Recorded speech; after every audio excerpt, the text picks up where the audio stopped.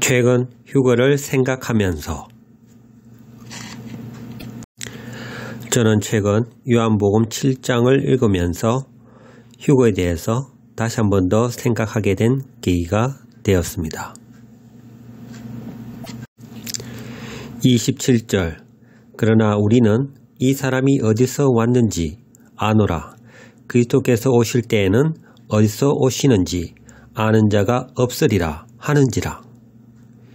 28절 예수께서 성전에서 가르치시며 외쳐 이르시되 너희가 나를 알고 내가 어디서 온 것도 알거니와 내가 스스로 온 것이 아니니라.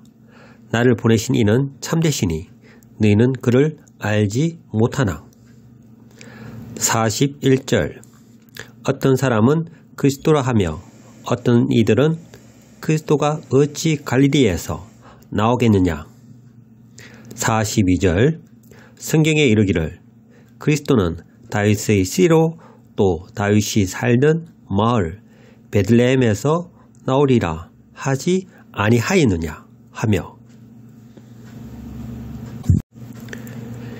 여기 말씀에는 예수님이 그리스도이신지 또는 아니신지에 대한 논란을 다루고 있습니다. 첫 번째 논란은 그리스도께서는 어디서 오시는지를 모르는데 예수님은 육신의 부모를 알기에 그래서 아니시다라는 결론을 내려버립니다. 하지만 예수님께서는 육신의 부모가 아닌 하나님에게서 나셨고 또한 아무도 그분을 모른다라고 말씀하셨습니다. 그리고 두 번째 논란은 예수님은 갈릴리에서 나셨기 때문에 그리스도가 아니시다라고 이야기를 하고 있습니다.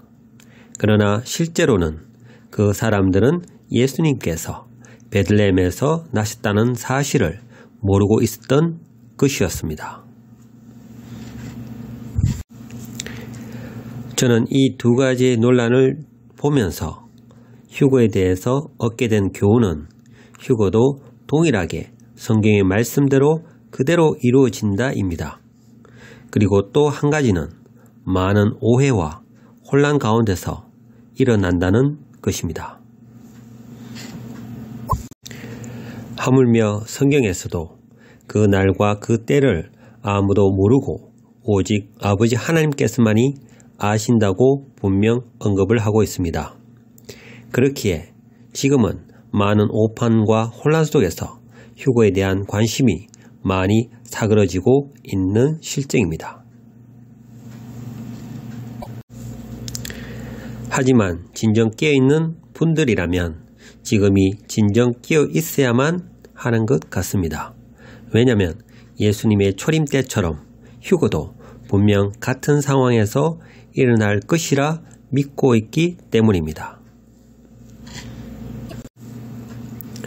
저도 작년에 휴거에 대한 꿈을 받으면서 많은 기대를 했지만 아무 일 없이 지금까지 오게 되었습니다. 그러나 지금에서 생각된 것이 있었습니다.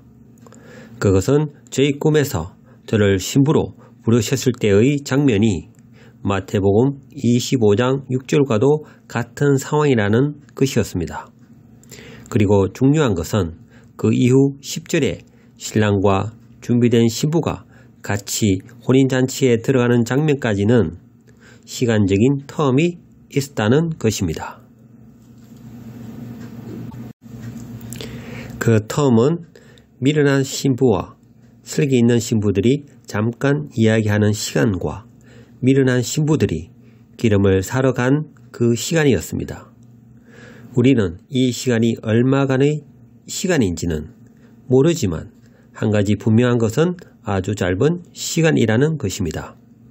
그리고 여기서 주의해야 할 것은 자신은 미련한 신부이니 이제는 기회가 없다라고 생각하는 어리석은 선택을 해서는 안 된다는 것입니다.